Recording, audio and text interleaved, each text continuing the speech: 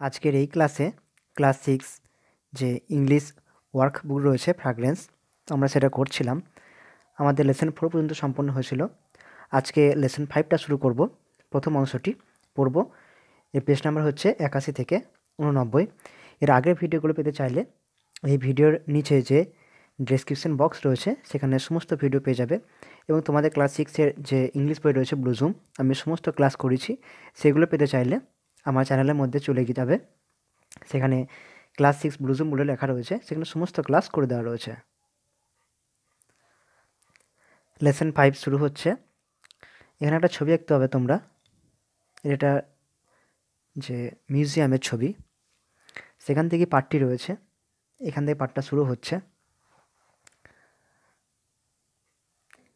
A group of young school children went on an excursion to the Indian Museum, Kolkata. তাহলে ছবিটা যে দেখলে সেটা কোথাকার? সেটা হচ্ছে যে ইন্ডিয়ান মিউজিয়াম, কলকাতার ইন্ডিয়ান মিউজিয়াম, যে মিউজিয়াম রয়েছে, জাদুঘর রয়েছে, সে জাদুঘরটি। এইখান থেকে মানেটা কী হচ্ছে? এ গ্রুপ অফ ইয়ং, একদল যুবক বা কিশোর, স্কুল চিলড্রেন মানে বিদ্যালয়ের ছেলে বা ছাত্র, ছাত্র বলছি না, স্কুলের ছাত্র, আমরা স্কুলে হলেই তো ছাত্র হবেই, তাই না? ওয়েন্ট মানে গিয়েছিল, অন অ্যান এক্সকারশন, এক্সকারশন মানে হচ্ছে যে যেগুলোকে বলা হয় থাকে শিক্ষামূলক ভ্রমণ, সেগুলোকে বলা হয় এক্সকারশন। এবং এক্সকারশনের আগে অ্যান বসেছে কারণ ইটা হচ্ছে কি ভায়োল, তাই না? আর আমরা জানি ভায়োলের আগে সে আর্টিকেলস অ্যান বসে। On excursion to the Indian museum, Kolkata. তো এই পুরো মানেটাই হলো যে বিদ্যালয়ের একদল কিশোর ছাত্ররা বা ছেলেরা কলকাতা ভারতীয় জাদুঘরে একটি শিক্ষামূলক ভ্রমণে গিয়েছিল। দে বলতে কারা? এই যে a group of young school children, তাদের কথা বলা হচ্ছে। Were very much excited, were মানে ছিল, ভেরি মাচ এক্সাইটেড মানে খুবই উত্তেজিত, এক্সাইটেড মানে হচ্ছে উত্তেজিত। সিন্স ইট ওয়াজ দেয়ার, কারণ এটা ছিল তাদের ফার্স্ট ভিজিট, প্রথম ভিজিট মানে দেখা, কি টু দ্য মিউজিয়াম মানে জাদুঘরে। তো এটা পুরো মানে হচ্ছে এটাই যে জাদুঘরে প্রথম যাওয়ার জন্য তারা প্রত্যেকেই খুব উত্তেজিত ছিল। দে আর স্পেল বাউন্ড, তারা বলতে কাদের? এই যে group of young school children, তাদের কথা বলা হচ্ছে। অয়ার মানে হয়েছিল, স্পেল বাউন্ড মানে হচ্ছে হতবাক। To see the long corridors, to see মানে দেখে, দ্য লং মানে হচ্ছে লম্বা, করিডর্স মানে হচ্ছে যে বারান্দা, মানে বড় বারান্দা দেখে তারা কি হতবাক হয়ে গেছিল। ফ্লাঙ্কড বাই মানে পাশে অবস্থিত হওয়া, কি টল কলামস অর্থাৎ বড় বড় থাম, লম্বা থাম, এবং যে বড় বারান্দা দেখে তারা একদম হতবাক হয়ে গেছিল।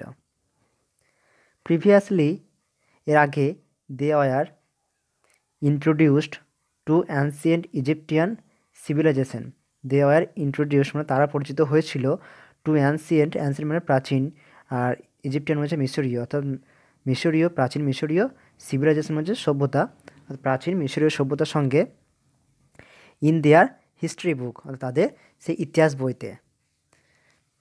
তো এর পূর্ব বানানটাই হলো যে এর আগে তারা তাদের প্রাচীন মিশরীয় সভ্যতার সাথে পরিচয় ঘটেছিল ইতিহাস বইতে। So they were very much eager, so মানে তাই, দে ওয়ার তারা ছিল, ভেরি মাচ ইগার মানে খুবই আগ্রহী, টু ভিজিট মানে দেখতে, দ্য ইজিপ্টিয়ান গ্যালারি সেই মিশরীয় প্রদর্শন কেন্দ্রটি, ইন দ্য মিউজিয়াম সেই জাদুঘরে, মানে এই যে ইন্ডিয়ান মিউজিয়াম কলকাতার সেই জাদুঘরে যে ইজিপ্টিয়ান গ্যালারি রয়েছে অর্থাৎ মিশরীয় প্রদর্শন কেন্দ্র রয়েছে, সেটা দেখার জন্য ভীষণই আগ্রহ ছিল। At the entrance of the হল, অর্থাৎ যে ওই যে ইজিপ্টিয়ান গ্যালারি রয়েছে এটার কথা বলা হচ্ছে। এই যে হলটার মধ্যে ইজিপ্টিয়ান গ্যালারিটা রয়েছে, তো সেখানে ঢোকার মুখে বা প্রবেশ পথে, দে ওয়ার ফ্যাসিনেটেড তারা মুগ্ধ হয়ে গিয়েছিল, বাই দ্য রেপ্লিকা, রেপ্লিকা মানে হচ্ছে প্রতিরূপ, মানে একই রকম দেখতে, মানে যে কোনো কিছুর মূর্তি, of স্পিংস the symbol of the strength, অর্থাৎ সে স্পিংসের সঙ্গে তাদের পরিচয় মানে দেখা হওয়ার পর, সরি এখানে যে দেখা মানে কি বলছে যে ওই যে এই স্পিংসের যে প্রতিরূপ বা অবিকল মূর্তিটা দেখে তারা হতবাক হয়ে গিয়েছিল। আর স্পিংসটা কী ছিল, যে পরাক্রম বা শক্তির প্রতীক। এবার কোথা থেকে না হয়েছে এটা বুঝতে পারছো, তোমাদের যে ব্লুজুম বই রয়েছে, ব্লুজুম বইয়ে তোমাদের লেসন 5-এ কী ছিল, ল্যান্ড অফ দি ফেরাউস, তাই না? তো ল্যান্ড অফ দি ফেরাউস থেকে সেখান থেকেই সেম পার্ট এখানে লেসন 5, তার জন্য সেই একই রকম পার্ট ইজিপ্টিয়ান ইতিহাস সম্পর্কে রয়েছে এবং যেখানে স্পিংসের কথাটা চলে এসছে।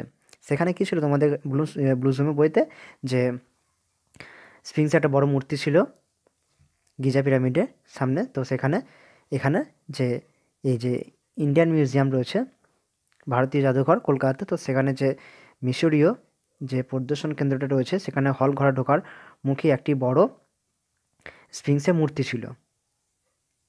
সেটা দেখে এই যারা গিয়েছিল, এই একদল স্কুল ছেলেরা, তারা ভীষণই অবাক হয়ে গিয়েছিল।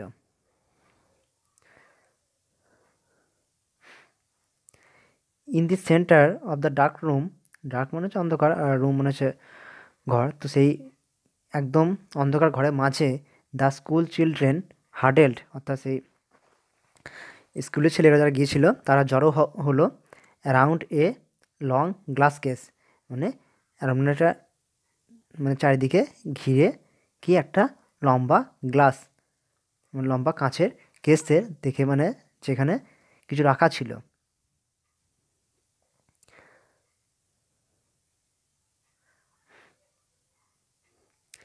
ইট কন্টেন্ট এ 4000 ইয়ার ওল্ড মামি, এখানে কী রাখা ছিল, এর মধ্যে 400 বছরের একটি পুরনো, সরি 4000 বছরের, আমি ভুল বলে ফেললাম, 4000 বছরের পুরনো একটি মামি রাখা ছিল। দ্য গাইড এক্সপ্লেন, গাইড মানে যে তাদেরকে পথপ্রদর্শক, মানে পথ দেখিয়ে নিয়ে গিয়েছে এবং কথাগুলো বলছিল, তো সেরকম সব জায়গাতেই রয়েছে গাইড। তো গাইড এক্সপ্লেন মানে বর্ণনা করছিল, টু দেম তাদেরকে, কাদেরকে, এই স্কুল ছেলেদেরকে বর্ণনা করছিল। দ্য ইজিপ্টিয়ান বিলিভড, কি বলছিলেন, যে মিশরীয়রা বিশ্বাস করতেন, the Egyptian believe of life after death, অর্থাৎ আমরা পড়ে এসেছি যে ল্যান্ড অফ দ্য ফেরোসে সে কী হতো, যে ইজিপ্টিয়ান মানে মিশরীয়রা বিশ্বাস করতেন যে মৃত্যুর পরও জীবন রয়েছে, লাইফ আফটার ডেথ।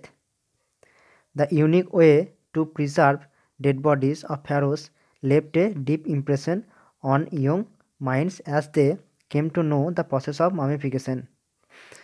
তো দ্য ইউনিক ওয়ে মানে যে এই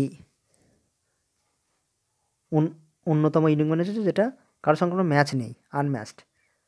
তো এই যে অন্যতম প্রসেস একটি মানে পদ্ধতি, প্রিজার্ভ ডেড বডিজ মানে সেই মৃতদেহগুলো সংরক্ষণ করার, অফ ফ্যারোস অর্থাৎ ফেরাওদের, লেফট এ ডিপ ইমপ্রেশন অর্থাৎ ফেলেছিল একটা গভীর ছাপ, অন দ্য ইয়ং মাইন্ডস সেই যুবক মনে, অ্যাজ দে যেহেতু তারা কেম টু নো তারা জানতে পেরেছিল, দ্য প্রসেস অফ মমিফিকেশন অর্থাৎ যে মমিতে পরিণত করার প্রসেসটি। দেয়ার টিচার টোল্ড দেম, তাদের শিক্ষক মহাশয় তাদেরকে বললেন, the facts related to the discovery of boy king Tutankhamun mummy, অর্থাৎ এটা তোমাদের ব্লুজমে পড়েছো ল্যান্ড অফ দ্য ফেরোসতে, যে তুতেন কামুনের যে মামিটা ডিসকভার মানে আবিষ্কার করার কথা, তো সেটা শিক্ষক মহাশয় তাদেরকে এই যে বালক রাজা তুতানখামুনের মামি আবিষ্কার ঘটনাটা বললেন। Their curiosity knew no bounds when they came to know that the king died at the age of 19 only, তো তাদের যে কৌতূহলটা, দেয়ার কিউরিসিটি মানে কৌতূহল, কিউরিসিটি মানে কৌতূহল, নিউ নো বাউন্ডস, বাউন্ডস মানে হচ্ছে ছাড়িয়ে ওঠা, মানে ছাড়িয়ে ওঠা, নো বাউন্ডস মানে ছাড়িয়ে উঠলো, এটা when they came to know যখন তারা জানতে পারলো, that the king died at the age of 19 only, সেই রাজাটি মাত্র 19 বছরে মারা যান। এই পার্টটি এখানে শেষ হলো। এবার এখান থেকে যে অ্যাক্টিভিটিগুলো রয়েছে, প্রথমে অ্যাক্টিভিটি 1-এ রয়েছে ট্রু ফলস করতে হবে, মোট 5টি রয়েছে এবং সেখানে কী করতে হবে, তাদের সাপোর্টিং স্টেটমেন্টে লিখতে হবে। প্রথমে আগেরটি যে রয়েছে, the school kids visited Indian museum several times, অর্থাৎ যে এই স্কুলের ছেলেরা এই ভারতীয় মিউজিয়াম অনেকবার এসেছে। না, এটা ফলস। এর সাপোর্টিং স্টেটমেন্ট হিসাবে এখানে লিখতে হবে since it was their first visit to the museum.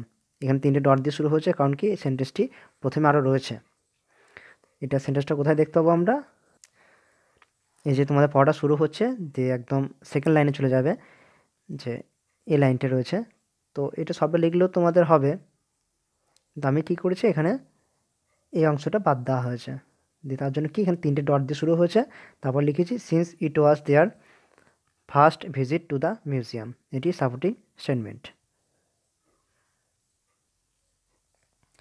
2 নম্বরে in their history books the students read about ancient Egypt, অর্থাৎ তাদের ইতিহাস বইতে সে ছাত্ররা প্রাচীন মিশর সম্পর্কে পড়েছে। হ্যাঁ, এটা সত্য, কারণ সেটা আমরা পড়লাম, যেখানে সাপোর্টিং স্টেটমেন্টটা এটাই লিখতে হবে যে they were introduced to ancient Egyptian civilisation in their history books.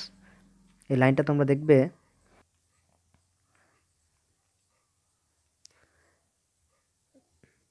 previously they were introduced to ancient Egyptian civilization in their history book। তো এখানে এই সব লাইনটা লিখলে তোমাদের হয়ে যাবে সাপোর্টিং স্টেটমেন্ট।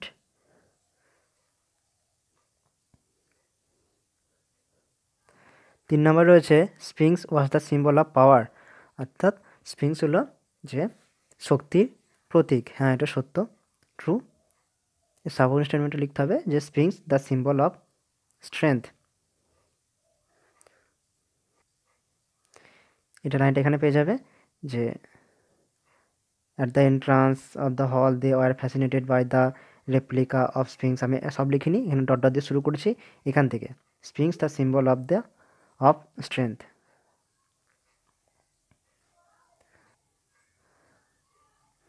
4 নম্বর রয়েছে the people of Egypt believed in the after life of the departed soul.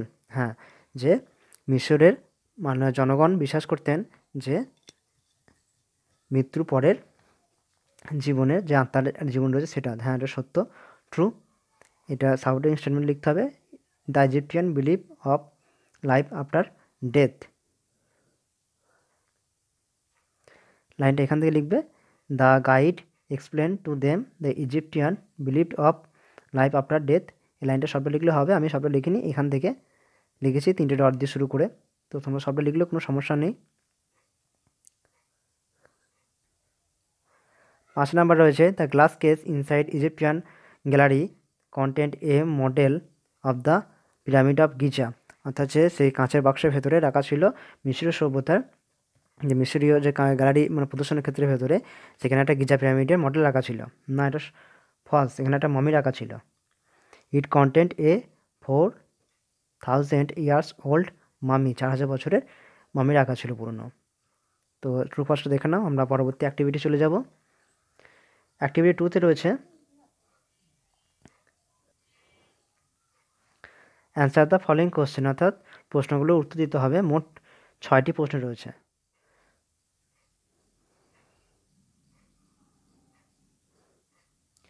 প্রথমে একের প্রশ্নটি রয়েছে where did the school children go on excursion, অর্থাৎ স্কুলের ছাত্ররা কোথায় শিক্ষামূলক ভ্রমণে গিয়েছিল। কোথায় গিয়েছিল? তারা গিয়েছিল কলকাতার ইন্ডিয়ান মিউজিয়াম বা ভারতীয় জাদুঘরে। উত্তরটা এভাবে লিখবো। এখানে আমাদের সাবজেক্ট এসছে দ্য স্কুল চিলড্রেন, আর এখানে ডিড রয়েছে মানে পাস্ট টেন্সে দেওয়া রয়েছে, তাই পাস্ট টেন্সে লিখবো। এখানে মেন ভার্ব কী রয়েছে? গো, তো গো এর পাস্ট টেন্স হচ্ছে ওয়েন্ট।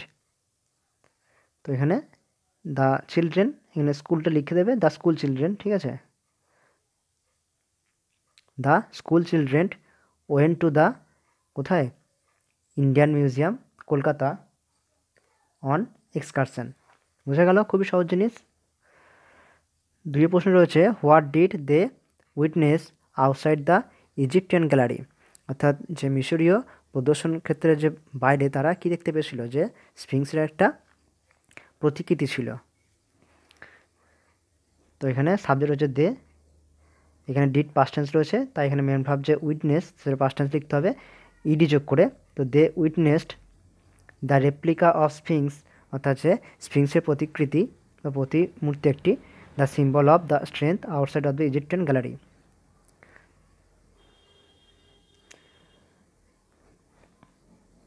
3 নম্বর রয়েছে who did explain to them the belief of the ancient people of Egypt in the after life. অর্থাৎ কে তাদেরকে বর্ণনা করছিল বা ভেঙে বোঝাচ্ছিলেন যে প্রাচীন মিশরের জনগণ মৃত্যুর পরে জীবনটাকে বিশ্বাস করত। তো কে ছিল? সেই গাইডটা ছিল। তো উত্তরটা আমাদের এখানে হুয়ের জায়গায় দ্য গাইড লিখে দিলেই এবং তারপরে সবটা লিখে দিলেই হয়ে যাবে। তো এখানে প্রথমে হুয়ের জায়গায় দ্য গাইড বসলো, তারপর এখানটা করে যে ডিড রয়েছে পাস্ট টেন্সে, তার জন্য মেন ভার্ব এক্সপ্লেনটা পাস্ট টেন্সে লিখতে হবে এক্সপ্লেন্ড। তাহলে the guide explained to them the belief of the ancient people of Egypt in the after life. পুরোটা লেখা পড়ে গেছে। তারপরে 4 নম্বর প্রশ্ন, what was the way to preserve the dead bodies of pharaohs. তো যে ওই ফেরাওদের মৃতদেহগুলোকে সংরক্ষণ করা পদ্ধতিটাকে কী বলা হয়ে থাকে? মমিফিকেশন বলা হয়ে থাকে। তাহলে উত্তরটা এভাবে লিখব, the way to preserve the dead bodies of pharaohs was mummification. খুব সিম্পল জিনিস, the way to preserve the dead bodies of pharaohs, তারপর ওয়াজ ভাব বসে গেল, তারপর উত্তরটা হচ্ছে mummification. 5 number, what did the children learn in their history book. অর্থাৎ যে ছেলেরা তাদের ইতিহাস বইয়ে কী জেনেছিল। তাহলে সাবজেক্ট হচ্ছে দ্য চিলড্রেন, এখানে ডিড পাস্ট টেন্স রয়েছে, তার জন্য মেন ভার্ব লার্নটা পাস্ট টেন্সে হবে। তো the children learned about the ancient Egypt. উত্তরটা হচ্ছে যে অ্যানসিয়েন্ট ইজিপ্ট সিভিলাইজেশন, অর্থাৎ প্রাচীন মিশরীয় সভ্যতা সম্পর্কে জেনেছিল in their history book. In their history book, তাদের ইতিহাস বইতে। 6 নম্বর হচ্ছে how old was the mummy of the Egyptian gallery in the Indian museum Kolkata. হচ্ছে কলকাতা যে ইন্ডিয়ান মিউজিয়াম বা ভারতীয় জাদুঘরের মধ্যে যে মিশরীয় প্রদর্শন ক্ষেত্র রয়েছে, তার মধ্যে যে মামিটা ছিল তার বয়স কত ছিল? সেটি 4000 বছর পুরনো ছিল। তো উত্তরটা এইভাবে হবে, the mummy of Egyptian gallery in the Indian museum Kolkata was 4000 years old. ঠিক আছে, হাতে লেখাগুলো তোমরা দেখে নাও, একটু সমস্যা হতেও পারে, কিন্তু আমি বলে দিচ্ছি, শুনবে তাহলে বুঝতে পারবে। এবার অ্যাক্টিভিটি 3-তে রয়েছে আমাদের সেন্টেন্সগুলোকে সম্পূর্ণ বাক্যে করতে হবে, মানে শূন্যস্থান দেওয়া রয়েছে, শূন্যস্থানগুলো পূরণ করতে হবে। আমাদের টেক্সট থেকে ওয়ার্ড নিয়ে করতে হবে। প্রথমে একটি রয়েছে the school children were spell bound. অর্থাৎ স্কুলের ছাত্ররা বা স্কুলের ছেলেরা হতবাক হয়ে গেছিলো কি দেখে?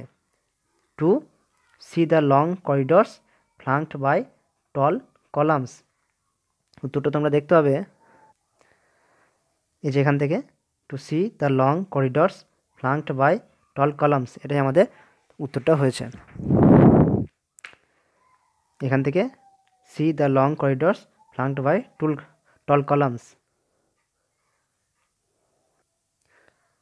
2 নম্বর, দ্য স্কুল কিডস হাডেলড। অর্থাৎ যে স্কুলের ছেলেরা গুটিসুটি মেরেছিল কোথায়?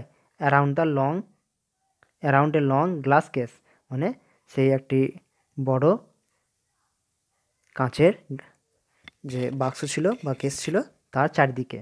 অফ দ্য ডার্ক রুম, সেই কালো ঘরে, অন্ধকার ঘরে। 3 নাম্বার, দ্য ইউনিক ওয়ে, অর্থাৎ যে বিশেষ প্রসেস, তারপর কী ছিল? To preserve dead bodies of pharaohs left a deep impression. তো এখানে কী হচ্ছে? জায়গা নেই, কী জন্য? এখানে শূন্যস্থানটা ছোটো শূন্যস্থান রেখেছে, কিন্তু এগুলো অনেক বড় করে উত্তর হচ্ছে, তো তার জন্য এরকমগুলো লিখতে হয়েছে। তো the unique way to preserve dead bodies of pharaohs left a deep impression on young minds. এই লাইনটা এখান থেকে না হয়েছে, the unique way to preserve dead bodies of pharaohs left a deep impression on young minds, এতটা। তো এখানে শূন্যস্থান কোথায় ছিল? যে এই টু প্রিজার্ভ থেকে লিখতে হয়েছে একদম ইমপ্রেশন পর্যন্ত আর এগুলো এটা দেওয়া রয়েছে। 4 নাম্বার, দ্য বয় কিং অর্থাৎ বালক রাজার নাম কি ছিল? তুতেন খামুন। ডায়েড মানে মারা গিয়েছিল কত বছর বয়সে? At the age of 19 only, মাত্র 19 বছর বয়সে। 5 number, Tutankhamun's mummy is still a matter of curiosity, অর্থাৎ তুতেন খামুনের যে মামিটা এখন পর্যন্ত কৌতূহলের জিনিস রয়ে রয়েছে। তো এখন শেষ হলো অ্যাক্টিভিটি 3। এবার অ্যাক্টিভিটি 4-এ চলে যাব। অ্যাক্টিভিটি 4-এ কী বলেছে যে এই শূন্যস্থানগুলো পূরণ করতে হবে নিচে যে হেল্প বক্স রয়েছে, হেল্প বক্সে ওয়ার্ডগুলো দিয়ে। কী কী রয়েছে? ডিসকভারি রয়েছে, সিভিলাইজেশন, ইমপ্রেশন, প্রিজার্ভ আর করিডর। প্রথমে এক একটি হবে a long passage in a building from which doors lead into rooms, অর্থাৎ একটি বাড়ি বা বিল্ডিংয়ের যে লম্বা স্থান যেখান থেকে তারপর থেকে যে দরজাগুলো একটার পর একটা থাকে সেগুলোকে বলা কি? করিডর মানে বারান্দা। করিডরটা প্রথমে হলো আমাদের, ঠিক আছে। 2 number, the stage of human social and cultural development that is consider most advance, অর্থাৎ যে একটা যুগ বলতে গেলে যেখানে মানুষ তার সামাজিক সাংস্কৃতিক দিকগুলো আস্তে আস্তে পরিবর্তন হয়ে থাকে এবং সেটা বলা হয়ে থাকে কীগুলো? সভ্যতা, সিভিলাইজেশন। সিভিলাইজেশনটা এখানে 2 নম্বরে হবে। 3 number, to maintain something in it's original or exciting state, অর্থাৎ একই রকম অবস্থায় ধরে রাখার যে প্রসেস সেটা হচ্ছে সংরক্ষণ, preserve. 4 number, an effect of something on mind, অর্থাৎ মনের মধ্যে কোনো একটা ছাপ ফেলা, impression. 5 number, finding something out for the first time, অর্থাৎ প্রথমবারের মতো যেটা খোঁজা সেটা হচ্ছে ডিসকভারি, মানে হচ্ছে যে আবিষ্কার। বুঝা গেল? এবার আমরা অ্যাক্টিভিটি 5-এ চলে যাব। এখানে কি বলেছে? Makes meaningful sentence with the following words, এই ওয়ার্ডগুলো দিয়ে আমাদেরকে কী করতে হবে? বাক্য রচনা করতে হবে। নিজের মতো তোমরা করতে পারো। এখানে এক একটা হচ্ছে ইয়ং মানে কিশোর বা যুবক। When he was young he was A hard worker, এটা ওয়ার্কারটা ওঠেনি, স্পেলিংটা WORKE আর ওয়ার্কার, ঠিক আছে। যখন তিনি যুবক ছিলেন বা কিশোর ছিলেন তিনি কঠোর পরিশ্রমী ছিলেন, ঠিক আছে। 2 number, mummy we saw an old mummy in museum, আমরা জাদুঘরে একটি পুরনো মামি দেখেছিলাম। Tomb his tomb is in the churchyard, অর্থাৎ তার সেই টম্ব মানে হচ্ছে যে স্মৃতিসৌধ, তো সেটা সেই চার্চইয়ার্ড মানে হচ্ছে ওই গির্জার বাগানে রয়েছে। Gallery, he often exhibits at the art gallery, তো সে মাঝে মধ্যেই সে আর্ট গ্যালারিতে এক্সিবিট করে থাকে, প্রদর্শনী দিয়ে থাকে। এবার এখানে যে ওয়ার্ড নেস্ট রয়েছে সেগুলো দেওয়া রয়েছে তোমাদের যে ব্লুজমের লেসন 5-এ রয়েছে ল্যান্ড অফ দি ফ্যারোস, সেখান থেকে কী কী রয়েছে? সিভিলাইজেশন তার মানে হচ্ছে সভ্যতা, আর এখানে সিনোনিমটা grand development of mankind and culture. Elaborate বিস্তারিত, ডিটেলড ইনস্ক্রিপশন খোদাই করা অক্ষর, a thing engraved on a monument or a book. Wonder বিস্ময়, সারপ্রাইজ অথবা অ্যামেজমেন্ট। ট্রায়াঙ্গুলার ত্রিকোণাকার, set like a triangular. Monument memorial হচ্ছে যে সৌধ। প্রসপারিটি সাফল্য, সাকসেস আর গুড ফরচুন। এডিফিস হচ্ছে প্রাসাদ বা অট্টালিকা, এ লার্জ বিল্ডিং। আর যে ইমেন্সলি ভীষণভাবে, এক্সট্রিমলি। এই গেল ওয়ার্ড নেস্ট, সেগুলো তোমাদের পড়ে নিয়ে মুখস্থ করে নিতে হবে কারণ সেগুলোর কাজ রয়েছে, সেগুলো দিয়ে পরেও কাজ রয়েছে। এবার সবথেকে গুরুত্বপূর্ণ জিনিস এখানে একটা গ্রামার নিয়ে খুব সুন্দর জিনিস দেওয়া রয়েছে, এটা তোমাদের ভালোভাবে বুঝতে হবে। কী কী রয়েছে? প্রেজেন্ট টেন্স বর্তমানকাল, মানে যে সময় আমরা কাজটা করছি এখন সেটা ব্যবহার করার জন্য বর্তমানগুলো ব্যবহার করা থাকে। তারপর যে পাস্ট টেন্স অর্থাৎ অতীতকাল, যে কাজটি হয়ে গেছে। আর ফিউচার মানে ভবিষ্যৎ যেটা হবে। তো সেই নিয়ে আমাদের পার্সন হচ্ছে যে ফার্স্ট পার্সন, সেকেন্ড পার্সন আর থার্ড পার্সন আমরা জানি। তো যে পার্সনের যে ব্যবহারগুলো এবং কোন ভার্বগুলো হয়ে থাকে সেই নিয়ে আমাদেরকে এখানে ছকটা দেওয়া রয়েছে এবং সেগুলো ভালো করে জেনে নিতে হবে। তো পার্সনে ফার্স্ট পার্সনে প্রেজেন্ট টেন্সের যে সিঙ্গুলার রয়েছে যেমন কি আই, তো আয়ের সঙ্গে সর্বদাই কী হয় আই অ্যাম, এর উদাহরণ দেওয়া আছে আই অ্যাম এ স্টুডেন্ট। প্লুরালের ক্ষেত্রে কী হয় উই, উই হচ্ছে আমরা, প্লুরাল সেরকম একটা উদাহরণ দেওয়া রয়েছে, উইয়ের সঙ্গে আর হয় স্টুডেন্টস। সেকেন্ড পার্সনে ইউটা সিঙ্গুলার অথবা প্লুরাল দুটি যাই হোক না কেন সেখানে আরটা হয়, ইউর সঙ্গে সর্বদাই আর হয়, কারণ কি ইউটা সিঙ্গুলার প্লুরাল দুটোই বোঝায়, তার জন্য এখানে ইউ আর স্টুডেন্টস রয়েছে। থার্ড পার্সনে রয়েছে কোনগুলো, থার্ড পার্সন সিঙ্গুলার হচ্ছে যে কোনো নাম, হি সি এরকম, তো he she Ritika is a student, এখানে অবলিক দেওয়া রয়েছে মানে অথবা দিয়ে, আর প্লুরাল রয়েছে দে মানে তারা, সবাই মিলে একসাথে, সেক্ষেত্রে আর হবে। সেই রকমই পাস্ট টেন্সের ক্ষেত্রে সিঙ্গুলার ক্ষেত্রে ওয়াজ হয় আর প্লুরালের ক্ষেত্রে ওয়ার হবে, বাস এটাই একটা নিয়ম, সিঙ্গুলারের ক্ষেত্রে ওয়াজ আর প্লুরালে ওয়ার। আর ফিউচার টেন্স ভবিষ্যৎকালের ক্ষেত্রে সিঙ্গুলার ক্ষেত্রে এখানে আয়ের সঙ্গে শ্যাল অথবা উইল বি, উইল সাথে শ্যাল অথবা উইল বি, মানে এখানে শুধুমাত্র ফার্স্ট পার্সনের ক্ষেত্রেই শ্যালটা ব্যবহার করা হয়ে থাকে, বাকি সব ক্ষেত্রে উইল ব্যবহার হবে, ঠিক আছে, বাকি সব ক্ষেত্রে উইল ব্যবহার হবে, সেখানে সিঙ্গুলার হোক বা প্লুরাল হোক যাই হোক কোনো ব্যাপার নেই। এখানে বেশ কিছু কথা রয়েছে, এগুলো ধরো পড়ে নিই আমরা, যে bread and butter is this work for me, either take it or leave it, it is neither useful nor ornamental. যারা রয়েছে he does not like either Kamal or Peter, 1 নম্বর either he or he is life may attend function. In the above sentence 2, 3, 4, 5 either or neither nor are used as coordinating conjunction, either or neither nor এগুলো কনজাংশনে ব্যবহার করা হয়েছে। We use singular verbs in অ্যাভাব cases, এইসব ক্ষেত্রে আমরা singular verb ব্যবহার করি, কোনগুলো এই যে ইজ ব্যবহার করা হয়েছে, ঠিক আছে, এই যে ইজ, তারপর ডাজ।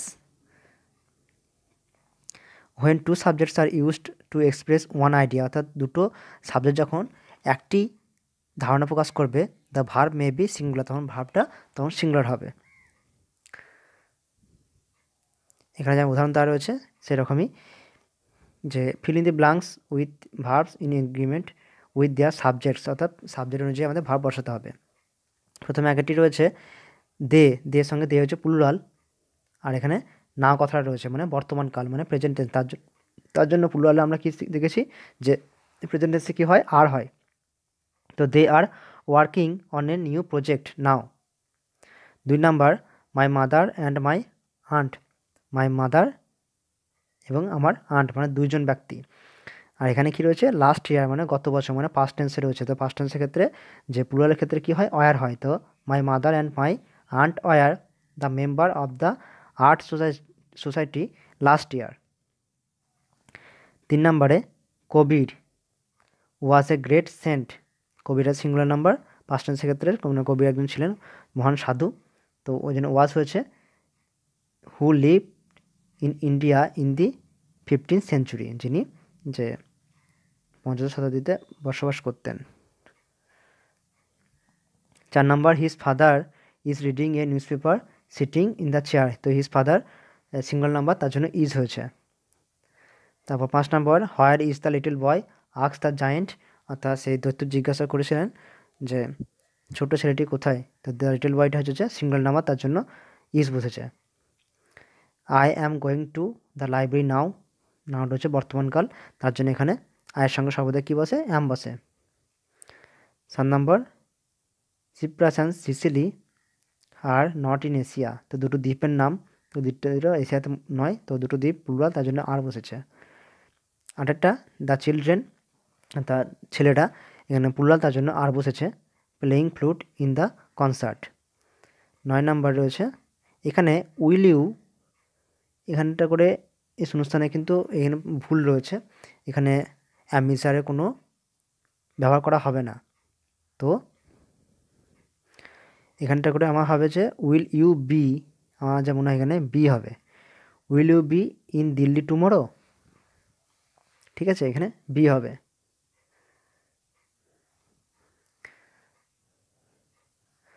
10 নম্বরে হবে I will go to the market next day. 11 নম্বর they enquired if either of the performer was ready. তো এখানে পাস্ট টেন্সে রয়েছে বলে এখানে তার জন্য পাস্ট টেন্সটা ব্যবহার করা হলো। 12 নম্বর রয়েছে দ্য হর্স অ্যান্ড ক্যারেজ, মানে ঘোড়া এবং গাড়িটা মানে একসাথে বোঝাচ্ছে, তার জন্য এটি একটাই আইডিয়া, একটাই ধারণা, তার জন্য এখানে সিঙ্গুলার ভার্ব ইজ বসবে, is waiting at the door. এবার এখানে underline the adverbs and arrange them in the appropriate column, অর্থাৎ এই সেন্টেন্সের মধ্যে আমাদেরকে যে অ্যাডভার্বগুলো খুঁজে বের করতে হবে এবং সেগুলো তলায় দাগ দিতে হবে নিচে এবং নিচে লিখতে হবে। প্রথমে একটি হবে the little lamp followed Mary everywhere. তো এভরিহোয়ারটা অ্যাডভার্ব, প্লেসে বোঝাচ্ছে। গোবিন্দা সাউটস লাউডলি, লাউডলিটা হচ্ছে ম্যানারে বোঝাচ্ছে, অ্যাডভার্ব অফ ম্যানার। 3 নম্বর Mita called her a few minutes ago, এগোটা হচ্ছে যে টাইমে বোঝাচ্ছে, অ্যাডভার্ব অফ টাইম। 4 নম্বর অমিতাভ কামস হেয়ার ডেলি, ডেলিটাও অ্যাডভার্ব অফ টাইম। তারপর দ্য গার্লস রিড অ্যাটেন্টিভলি, অ্যাটেন্টিভলিটা হচ্ছে ম্যানারে বুঝছে। Still the man is in water, তো স্টিলটা হচ্ছে যে টাইমে পড়ছে, অ্যাডভার্ব অফ টাইম।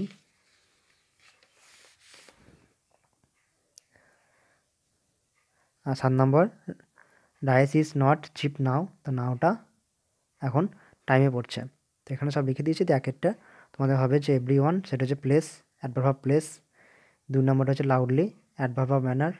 3 নম্বর এগোটা হচ্ছে যে অ্যাডভার্ব অফ টাইম। 4টা রয়েছে ডেলি, অ্যাডভার্ব অফ টাইম। 5 নম্বরে রয়েছে অ্যাটেন্টিভলি, অ্যাডভার্ব অফ ম্যানার। 6টা রয়েছে স্টিল, অ্যাডভার্ব অফ টাইম। 7 নম্বর নাও, অ্যাডভার্ব অফ টাইম।